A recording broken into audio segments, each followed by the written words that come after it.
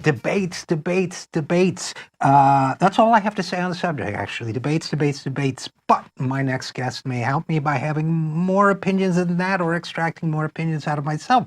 Nathan J. Robinson is a regular guest on the program. At least I like to think of him that way. He is the editor and publisher of the magazine Current Affairs. He is the author of several books, including Super Predator, which is about Bill Clinton's relationship with the African American community, and Trump: Anatomy of a Monstrosity. He is a burgeoning king of all media as Current Affairs expands into podcasting and other ventures. And he joins us once again now. So first of all, Nathan, as always, thanks for coming back.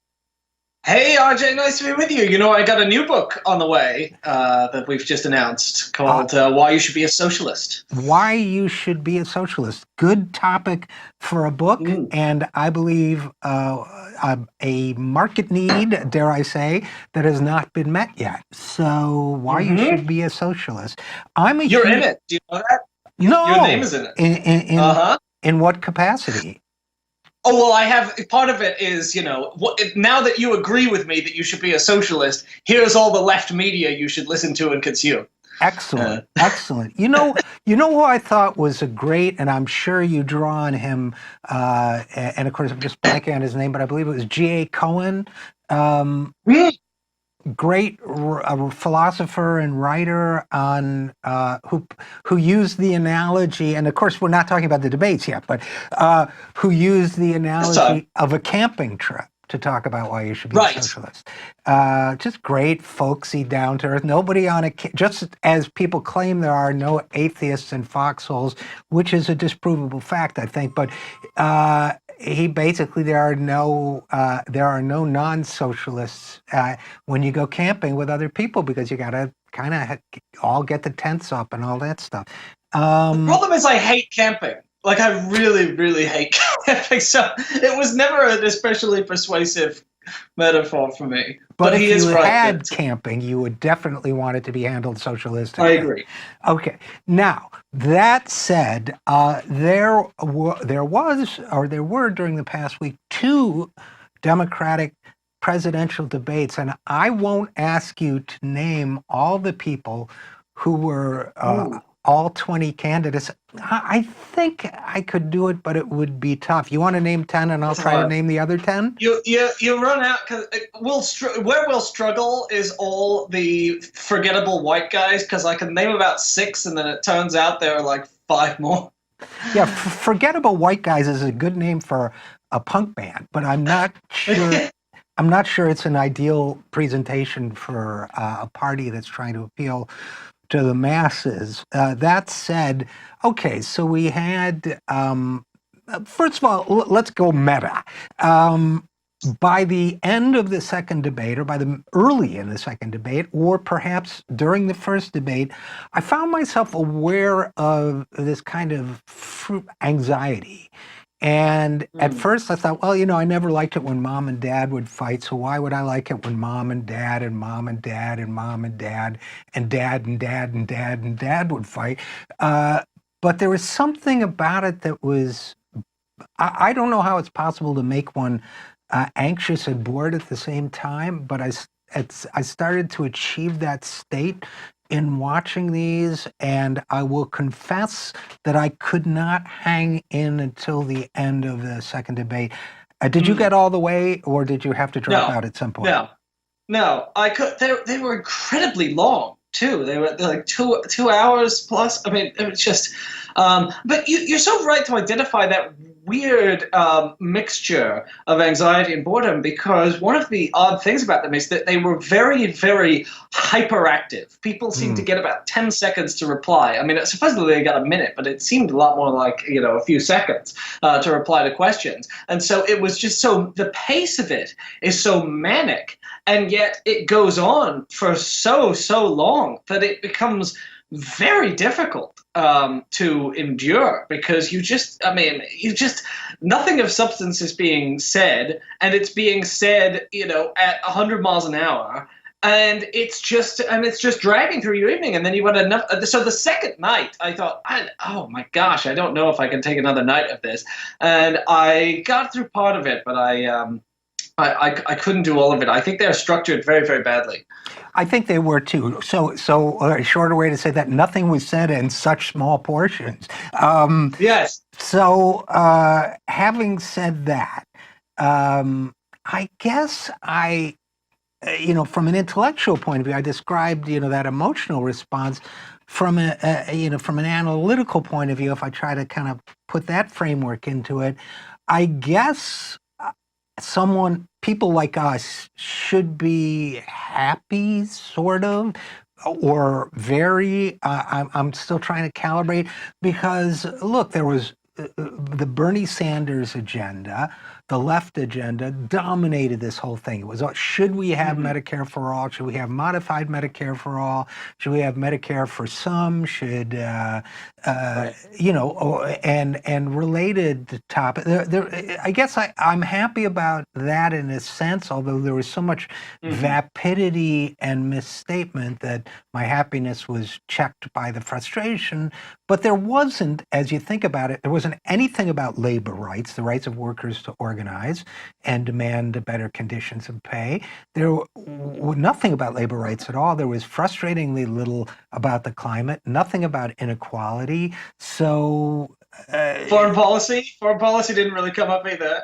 No, it doesn't. And that I would say is an excellent point. That I would say is as much a deficiency of the progressive movement as it is of the moment, because we don't have progressives calling for a better foreign policy. Libertarians are doing it more than progressives are, in my view of things. But I don't know. What do you think? Are we dropping the ball as a movement on foreign policy? Oh yeah, I mean, I think so. There's a really good article in N+1 that came out last year, I think, called "The Need for a Left Foreign Policy" by Aziz Rana, I believe, and that lays out sort of the way that the anti-war movement has kind of failed to articulate what the principles that should guide U.S. interaction with the rest of the world should be, and that sort of begins to lay out how we can think about foreign policy from a left perspective, how we should support authentically democratic governments around the world, and how we should shy away from our long history of supporting whatever governments further our own perceived national self-interest. And I think you see from the fact that Bernie Sanders has managed to very, very successfully shift the discourse in his direction by the fact that Bernie Sanders never shuts up about single-payer healthcare, and now the debates never shut up about single-payer healthcare to the point where it becomes wearying. But Sanders has never quite done the same thing on international issues. I mean, he's really picked his few things that he wants to hammer home and done it very successfully. In a way, the fact that the debate was so focused on Medicare for all is testament, as you say, to the success of the progressive left in dragging things in this direction, to where an issue that was once fringe is now the center of the political discussion. And even Joe Biden's healthcare plan, which is the moderate compromised healthcare plan, is still a drastic expansion of government healthcare to a degree never even envisioned or pushed for by Barack Obama. So there are a number of successes, but yeah, the next step is to think, okay, what aren't we talking about, and how do we get it talked about? And one reason that I was kind of excited by what the teenagers running Mike Gravel's campaign were doing is they put American imperialism and war at the very, very center of what they wanted to talk about, what they wanted to inject into the debate. Yeah, and you did a great interview with those guys, as I recall. They're fun. They are doing interesting things. And to me, it's a fascinating closing of a circle to watch this older generation, represented by Mike Gravel, who's turning 90 if he's not already, with these teenagers, both kind of the circle meeting around the issue of foreign affairs and foreign policy. But, I think Americans, including most American progressives, are curiously, or not curiously, what's the word? I don't want to say nativistic because that implies a more negative emotion, but certainly more fixated on local events and not at all tuned into foreign affairs as the left in most other countries I've visited has been. And that, to me, continues to be, even progressives in this country, by and large, many of them, and certainly many Democrats, have forgotten about the Iraq War and that it was a bad thing. You know, I mean, I keep coming back to these polls showing that a majority of registered Democrats now have a favorable opinion of George W. Bush. Oh, it's horrible. Horrifying, because he doesn't like Donald Trump, completely forgetting the fact that he started this horrific war that mass murderer. Yeah, no, but that shows to me the sort of provincialism. I think that was the word I was looking for. The provincialism of the American progressive in that. And I think so to a certain extent, the provincialism was reflected in the debate. Interestingly enough, I was hearkening back to the 2015, 2016 debates in the Democratic Party when I was working for Bernie Sanders. And there was a lot more foreign policy then because the media and Hillary Clinton thought that they could trap him on foreign policy as being weak and inexperienced. And that led to my proudest moment, I think, as a Bernie Sanders employee was when Hillary Clinton said, I don't know who he's talking to about foreign affairs, but I talked to my friends. I talked to Henry Kissinger. And Bernie said, well, it sure ain't Henry Kissinger. I'll tell you that. Yeah. I was so proud of him in that moment. So I guess we have to, therefore, sadly abandon foreign affairs in our analysis of the debates because so little was said about it. A lot was said about immigration, and does anything? Were there any standout moments there in your mind? Well, just first to just continue one thing on this point that you raised that I think is just so important as to be worth emphasizing, which is, you know, it's so easy to overlook the degree to which you are sort of implicitly indifferent to the lives of non-Americans. And like, I really want like our conversation about trade, for instance, to shift to a conversation about like how to get strong international labor rights and protection agreements.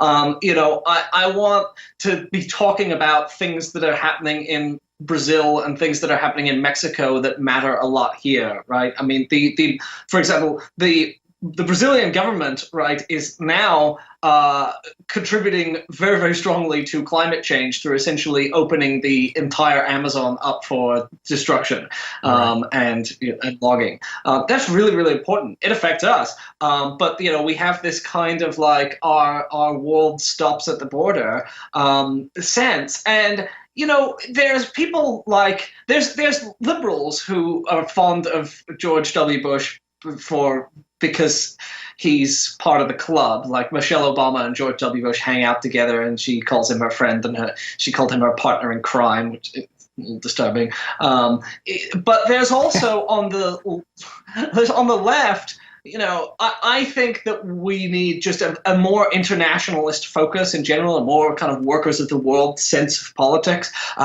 You know, I want the DSA, the Democratic Socialists of America, to, you know, be the DSW, the Democratic Socialists of the world. You know, we should have partnerships because the fate of the American labor movement is tied to the fate of the Chinese labor movement and the Brazilian labor movement. And so that's a real shift in perspective that I think has to occur. On immigration, I mean, it is quite obvious that the immigration discussion has moved left. It was kind of surprising the degree to which there was unity around uh, pretty strongly pro-immigrant measures. I find that very encouraging. Joe Biden, I think, still said, well, if you cross the border, it's a crime. You should get sent back. But strong support for decriminalization and making sure people have lawyers and. I think that is beginning to move in a more progressive direction, just like the economic discussions have in years up till now. Yeah, no, I think that's absolutely right. I do want to add also that there's an inherent contradiction, by the way, even in Joe Biden's statement that it's a crime and you should be sent back. Crimes are punished with prison. The civil violation of, you're an attorney, I'm not, but the civil violation of crossing the border, as I understand it, at worst you get sent back.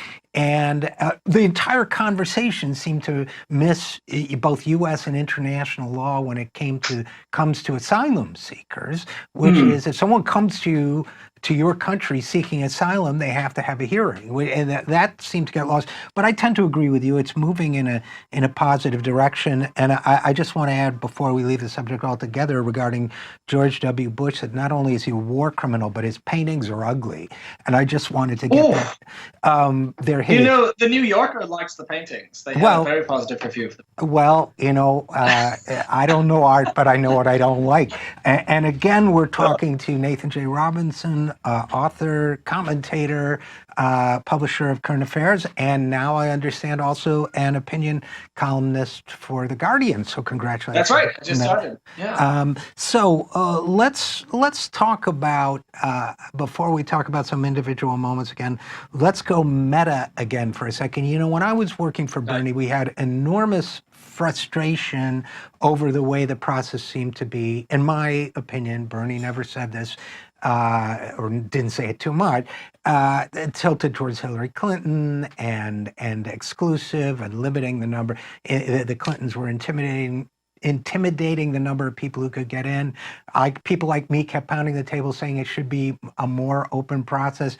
Now we've got 20 people, and I'm almost ruining my words. I picture if a Democrat isn't elected in 2020, well, I picture apocalypse, but beyond that, I picture the next round of primaries. Like, did you ever see Dawn of the Dead, the George Romero movie? I picture like all the zombies trying to get into the mall. There will be thousands of them amassing in a parking lot, declaring their candidacies. So you think, how are they doing? Before we get to the media, how's the DNC doing as far as you can tell on sort of managing this whole process? Well, yeah, I mean, obviously, it's a mess. These debates, I think everyone watching concludes that there are too many people on the stage. I mean, it spills over onto 2 nights. It's worth pointing out, of course, that it is in some ways a kind of superficial openness because, I mentioned the thing the Mike Gravel teens were doing. They met the donor requirement. They met for these debates, right? They got their 65,000 donors. And the DNC excluded him anyway, citing polls, but he's not even asked about in many polls. And in fact, the Gravel is an interesting case because, you could call it a joke candidacy, but they had a very, very serious set of issues that they wanted to push and a real strong reason why they wanted to have him on the debate stage. And yet, they won't even include him in the list of people they didn't include. So when CNN says the people who didn't make the debate, they say like Wayne Messam didn't make the debate, or one of these other people. And but they don't say Mike Gravel didn't make the debate. I mean, he's been blanked out entirely. And, when I talk to these kids, they were working very, very hard to meet the stringent requirements that the DNC had set. And there were people who didn't get the 65,000 who still kind of wriggled their way into the debates, as I understand it. It's open in that they have like or more than half a dozen sort of mushy centrist congressmen who are trying to make a national name for themselves, even though they have no chance of winning. But it's not. It's still not a come one come all welcoming environment for radically opposing points of view. So, no, I agree 100%. I do have to say also that I was appalled at the gatekeeping that I saw in play in the first set of debates against Marianne Williamson. Now, Marianne's been on the show a couple times. Hmm. I know Oh, Marianne. really? Yeah. Oh, yeah. No, I've known Marianne for years. And I have her book right next to me. she's what? I have Uh, her book right next to me. A Politics of A Love. Is that Politics a of Love. new book? I'm not sure I'm familiar It's with it. a brand new book. It's right here. Well, good Her timing. Good publisher sent timing. us, her publisher sent us 3 copies for reasons I don't Well, we'll understand. have her on to talk about it. But, look, she's, obviously I don't agree with everything she says, but she's got an interesting perspective. She qualified. And, I thought, I actually, okay, this is going back to the first set of debate. When she said, Mr. President, love will defeat hate, and I will defeat you on that field, I'm going to come right out and say it. I thought that was cool. Yeah. I thought Oh, it yeah. was great. It was like, okay, yeah, bring love into it. And the interesting thing, I wrote a piece called Let Marianne Speak, and I wound up not publishing it for Oh, whatever reason, because for a variety of reasons, including, people make fun of her for using love as a motivating factor. But I was at the 2016 Democratic Convention where the Clinton people handed out all these signs, love trumps hate, which was the world's yeah. worst messaging because what Oh, people yeah. saw were, as usual for that campaign, so what people saw were thousands of like subliminally love Trump, love Trump, love Trump. Yeah. In every way possible, handing, a psychic, to use Marianne's word, victory to your opponent. But nobody made fun of Hillary for I said that was Right. a terrible idea, but nobody made fun of her for talking about Hmm. love. What, in the words of an old song, what is so funny about peace, love, and understanding? Oh, I know. I really do love Marianne's presence in the debate. And this book, which I've just been reading today, there's something really, really refreshing about her just complete sincerity and the fact that she's willing to say things that that people will laugh at. Very, very seriously. I mean, she begins. I mean, the book begins very, very movingly because she talks about what life was like during the AIDS crisis in the '80s and how people were watching their friends die every day and not knowing who would be next, and how she came to just embrace this sort of radical love ethic during that time where it became so evident that we needed to love one another because we didn't know how long we would have with one another. And I was really, really moved by it. And nobody talks in the kind of language that she's talking about spiritual renewal and moral uplift. And I'm critical of a lot of the kind of self-help stuff that she has peddled for a lot of her career because it has focused a lot on individual improvement without, this is the kind of first time that she's become very explicitly political. But I think she's a phenomenally intelligent person, and she's also got this real profoundly affecting moral commitment. And I don't know if you watched her on the Dave Rubin show, but she was excellent. She cleaned his clock because he kept saying, "Oh, I don't know about all this identity politics when you talk about reparations," and she goes, "Dave, you know what slavery was? Do you know what the effects have been? Do you understand anything about Black history?" And he didn't know how to deal with it.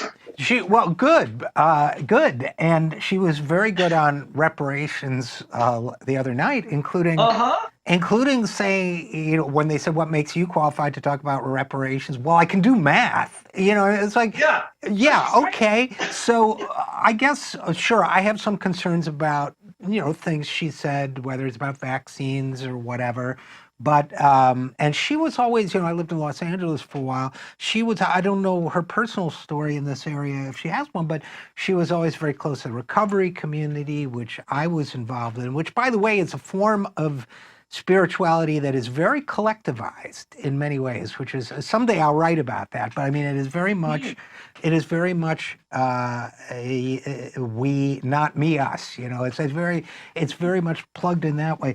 But you know, she had very interesting things to say at that time. But generally, I'm by inclination, both strategically and just emotionally, I'm an Overton window opener. You know, I mean, and so anybody that breaks open the stale confines of what we think we're allowed to Right. talk about and says, well, why don't we talk about love? Why don't we talk about love and hate? Yeah. Racism is a dark psychic force running through our politics. Sure. Anybody who comes in here and starts throwing that out when everybody else is talking about the public option, I'm glad they're there. And I mean, I want to talk about the public option too, but I'm glad those people are there. No, it's so true, and the same was true second night with Tulsi. You know, I'm not a huge fan of Tulsi, but she was the only one who really confronted Kamala Harris about her record as a prosecutor, and she goes, you know, you locked up people for marijuana offenses and laughed about it. How about that? And you know, if she's not there, nobody says that. So I'm all in favor of having people who are going to raise issues that are otherwise just going to go completely unspoken. Yeah, no, I am too. You know, they used to talk. The Nazis sought to destroy, and the good people sought to protect. You know, Entarkte Kunst. I think I'm saying, you know, outsider art. During the 1930s, and I think there are some of us who should take it upon ourselves to protect outsider politics, because I think the more we're exposed to that, the more fertile the ground of politics is, because these are the people bringing in the seeds from other climates and making it richer. If that, I don't know, I kind of mixed metaphors there, but you get what I'm driving at, right? I think so. Yeah, and so that's a no. I take that as a flat no. But never mind. We'll move on. Okay, so afterwards, or not long after the second debate, I saw this headline from Raw Story, which is a Democratic website. Quote unquote, the debate forgot who's president. Joy Ann Reid, not maybe one of my favorite people, choose out Democratic candidates for attacking Obama instead of Trump. And this is, and my comment to that, my Twitter comment on that was, you know, something to the effect of the thought suppression police are back on the beat. You know, but there's this whole school of thought that says, no, we don't attack our own. We only criticize Trump because Trump is, you know, a unique threat to democracy. But leaving aside the fact that I think a vigorous movement is what will defeat Trump, who in my view has a very good chance of being reelected, I think, you know, you got to pick Democrats based on whether you like them, not just on, you know, but I want your thoughts on this before I say anything further. Yeah, I mean, well, one point is that it's actually important to get away from just talking about Trump all the time, because one of the ways Trump thrives is by making himself the center of attention and having everyone talk about him and setting the agenda and having everything be a response to and an engagement with Trump, where, like Hillary Clinton with the Love Trump's hate signs, you're just repeating his name over and over and over and over and over. You're putting the image of Donald Trump in people's heads, and it's all they can think about. And I think that's very dangerous. I think, you know, we have to have our own separate agenda. We have to have our own plans and be able to explain them and be able to draw people away from thinking about Trump all the time and start thinking about, like, what we as the left can do for them and what our alternative is. That seems to be very important. It's also in a primary where you have a lot of people who have very different approaches to governing, very different sets of plans, very different ways of thinking about how political change occurs. We have to have an internal debate within the Democratic Party about that. That has to be hashed out. You know, the general election is the election against Trump, and yeah, you do have to discuss how each person intends to deal with him, and figure out who would be best to take him on.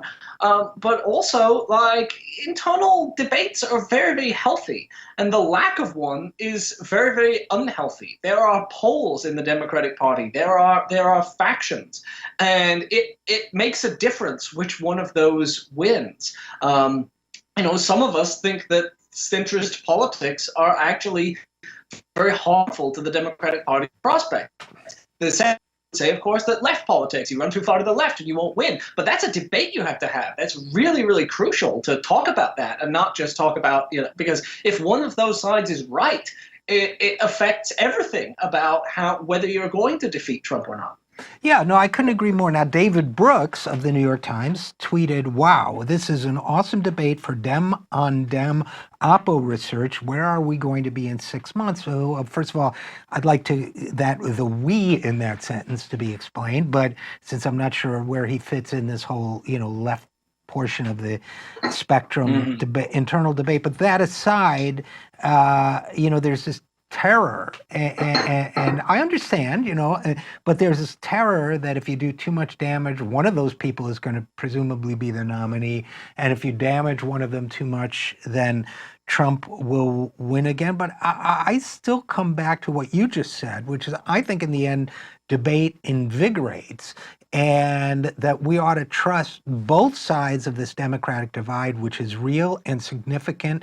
Ideological differences in worldview and all that. I think we should trust that either side will care enough to work for the defeat of Donald Trump come 2020, and we should have that conversation. But then I'm on the left, and I think we should have a conversation about left ideas. So I'll give you what I guess will have to be, unfortunately, our closing word on all this.